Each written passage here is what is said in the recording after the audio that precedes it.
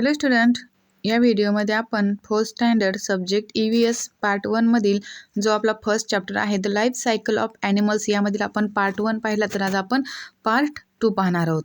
तर पहा, चॅनलला जर तुम्ही नवीन असाल तर चॅनलला सबस्क्राईब करा, म्हणजेच मी बनवलेले 4th स्टँडर्ड EVS पार्ट 1चे सर्व व्हिडिओ तुम्हाला पाहायला मिळतील. चला आपला जो पार्ट 2 आहे आपण पाहूयात. तर त्यामध्ये पहा, मेटामॉर्फोसिस म्हणजेच रूपांतरण आज आपण पाहणार आहोत. There are similarities between a goat and its kid and between a hen and her chicks. However a caterpillar and butterfly are very different. आता पहा, शेळीचे जे करडू आहे, शेळीचे करडू आणि शेळी यांच्यात आपल्याला सारखेपणा दिसतो. त्याचप्रमाणे जे कोंबडीचे पिल्लू आणि कोंबडी यांच्यातही आपल्याला काय होतो, सारखेपणा दिसतो किंवा आहे. पण फुलपाखराची जी अळी आहे म्हणजे कॅटरपिलर जे आहे आणि बटरफ्लाय यांच्यात खूप आपल्याला काय होतो, खूपच फरक दिसतो. Thus in some animals the young one grows into an adult animal that looks very different from the young one. This change of form is called metamorphosis. आता पहा, पिल्लू आणि पूर्ण वाढ झालेला प्राणी यांच्यात रूपात लक्षात घेण्याजोगी तफावत असणे याला आपण काय म्हणतो, रूपांतरण म्हणतो, म्हणजेच मेटामॉर्फोसिस असे याला म्हणतात. आता पहा, मेटामॉर्फोसिस इन अ बटरफ्लाय. आता फुलपाखरामधील रूपांतरण आपण आता पाहूयात. Butterflies of various shapes and beautiful colors are a part of our environment. आता पहा, सुंदर आकाराची आणि निरनिळ्या रंगाची फुलपाखरे आपल्या परिसराचाच एक हिस्सा आहेत. They live their life among plants. आता पहा, फुलपाखरांचे जीवन वनस्पतीच्या सानिध्यात असते. As butterflies grow, they pass through 4 stages. आता पहा, फुलपाखरांची वाढ होताना त्यामध्ये पाहता त्यातल्या त्यांच्या ज्या अवस्था असतात त्या किती असतात, 4 असतात. त्यानंतर त्या कोणत्या आहेत आपण पाहूया. These are eggs, larva, pupa and adult. आता फुलपाखरांची जी वाढ होताना त्यामध्ये पहा, एग्स म्हणजे अंडे, त्यानंतर लार्वा म्हणजे अळी, त्यानंतर पुपा कोश आणि अडल्ट म्हणजे प्रौढ, या 4 अवस्था त्यांच्यामध्ये असतात. The adult stage is called butterfly. आणि त्यातली जी प्रौढ अवस्था जी आहे अडल्ट, त्याच आपण काय म्हणतो, त्याला आपण फुलपाखरू असे म्हणतो. अडल्ट जे आहे त्यालाच आपण फुलपाखरू म्हणतो. त्यानंतर पहा, the plain tiger butterfly is a very common one. आता त्यामधील जे आता प्लेन टायगर बटरफ्लाय जे आहे या नावाचे जे फुलपाखरू आहे आपल्याकडे खूप मोठ्या प्रमाणावर ते आढळते. Let us take its example to see how the growth of butterfly takes place. आता पहा, त्यांच्या आपण ते एक्झाम्पल आपण काय करूयात, आता त्यांच्या उदाहरणावरून जे फुलपाखरू आहेत बटरफ्लाय जे आहेत त्यांची वाढ कशी होते ते आपण आता पाहूयात. आता बटरफ्लायची किती अवस्थेमध्ये त्यांचे 4 अवस्था असतात. वाढ होताना त्यांच्यामध्ये 4 अवस्थामध्ये काय होते, त्यांची वाढ होते. आता कोणते, अंडे, अळी, कोश आणि प्रौढ, म्हणजेच इथं पहा eggs, larva, pupa and adult, या 4 अवस्थामध्ये काय होते, त्यांची वाढ होते. आता त्या 4 अवस्था त्यांची वाढ कशी होते आपण ते आता पाहूयात. The female plain tiger butterfly lays and eggs on the milkweed leaf. आता पहा, जी फिमेल प्लेन टायगर बटरफ्लाय जी आहे ती काय करते, पहा, रुईच्या पानावर काय करते, ते अंडे घालते. इथं पहा, हे जे रुईचं दिसते तुम्हाला, ह्या रुईच्या पानावरती इथं पहा छोटं एकदम दाखवलं आपण आपल्याला, त्यांनी त्या पानावरती काय करते, अंडे घालते. In 6 to 8 days they larva emerges from the eggs. आणि त्यानंतर पहा, त्या अंड्यामधून 6 ते 8 म्हणजे 6 ते 8 दिवसांनी काय होते, अळी बाहेर पडते. The larva of a butterfly is called a caterpillar. आणि त्या अळीला, त्या अंड्यामधून 6 ते 8 दिवसांनी एक अळी बाहेर पडते ह्या अंड्यामधून, आणि मग ती अळी बाहेर पडते त्या फुलपाखराच्या अळीला काय म्हणतात, हे पहा इथं दिसते आपल्याला, कॅटरपिलर, म्हणजेच त्याला आपण सुरवंट म्हणतो. Wien the caterpillar comes out of the eggs it is very हँग्री. ना ती आता पहा, तो जो सुरवंट जो आहे, कॅटरपिलर जो आहे, ते अंड्यामधून जो बाहेर पडतो, तो फुलपाखराचा जो सुरवंट आहे तो जेव्हा अंड्यामधून बाहेर पडतो आणि तो काय करतो, लगेच काय करतो, तो खायला सुरुवात करतो. म्हणजे तो खूप कसा असतो, भुकेलेला असतो. It begins to nibble and eat the very leaf on which its emerges from the eggs.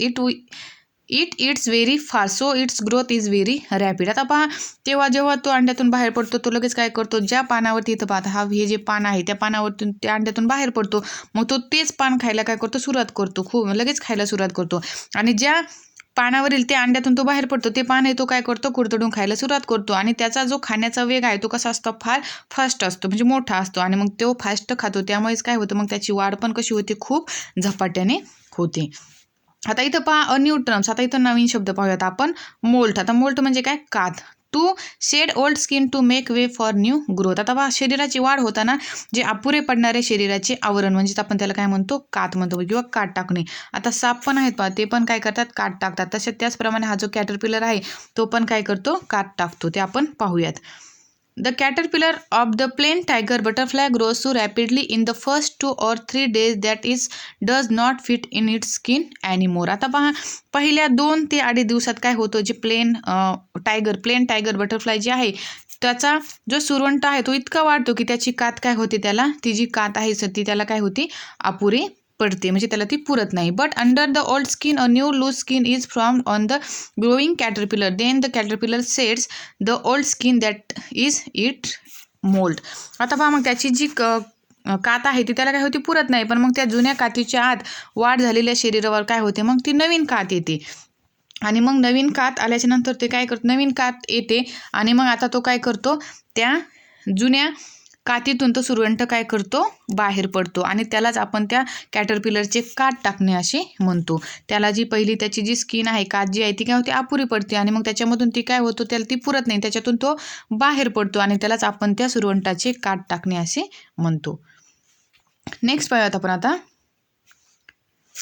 Again it begins to gobble up the leaf and continues to grow rapidly. In 2 or 3 days it molt a second time. आता पहा आणि मग पुन्हा तो वेगाने काय होतो? पान कुरतडून काय करतो? खायला सुरुवात करतो आणि पुन्हा त्याची झपाट्याने काय होते? वाढ होते आणि 2 ते 2.5 दिवसाने तो काय करतो? परत कात टाकतो. In this way it moulds 4 times. It remains in the caterpillar stage for 10 to 12 days. आणि मग पुन्हा त्याची काय होते? वाढ होते. मग परत तो कात टाकतो 2 ते 2.5 दिवसाने. अशा रीतीने तो किती वेळेस कात टाकतो? 4 वेळा काय करतो? तो कात टाकतो. आणि तो जो प्लेन टायगर जो बटरफ्लाय जो आहे तो त्या ज्या अवस्थेमध्ये म्हणजे सुरवंट अवस्थेत तो 10 ते 12 दिवस असते. ते जे फुलपाखरू प्लेन टायगर बटरफ्लाय जे आहे तो कात टाकतो. किती वेळेस कात टाकतो? तो 4 वेळा कात टाकतो आणि त्या अवस्थेमध्ये म्हणजे कॅटरपिलरच्या अवस्थेत तो 10 ते 12 दिवस ते असते ती अळी. Just before the last molt, the caterpillar weaves a button of a silken thread on a stalk or a leaf and hangs itself from it. आता पहा शेवटची कात टाकण्यापूर्वी जे कॅटरपिलर जे आहे ते काय करतो? एखाद्या देठावर किंवा पानावर काय करतो? तो रेशमासारख्या धाग्यांची काय करतो? अशी गुंडी विणतो. इथं पहा तुम्हाला आता चित्रामध्ये दाखवली असेल. मग शेवटची कात टाकण्यापूर्वी तो काय करतो? एखाद्या देठावर किंवा पानावर काय करतो? रेशमासारख्या धाग्यांची अशी काय करतो? तो गुंडी विणतो. When it molts this time, it forms a pupa which is the next stage of its growth. The pupa of a butterfly is also called a chrysalis. आता पहा आणि मग या गुंडीवर तो काय करतो? स्वतःला लटकून घेतो. इथं दिसते ना तुम्हाला चित्रामध्ये हा काय करतो? मग इथं पहा इथं पण आहे.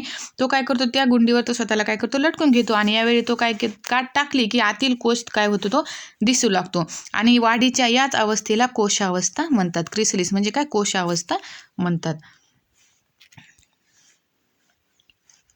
It remains inside the chrysalis for the next 11 or 12 days. आता पहा ज्या कोशाच्या आत जे प्लेन टायगर बटरफ्लाय आहे ते सुमारे म्हणजे तो कॅटरपिलर ती किती 11 to 12 म्हणजे 11 ते 12 दिवस त्या अवस्थेमध्ये. याच्यामध्ये ते किती डेज असतो? तो 11 ते 12 दिवस त्याच्यामध्ये तो असतो. या कोशाच्या आतमध्ये तो 11 ते 12 दिवस असतो.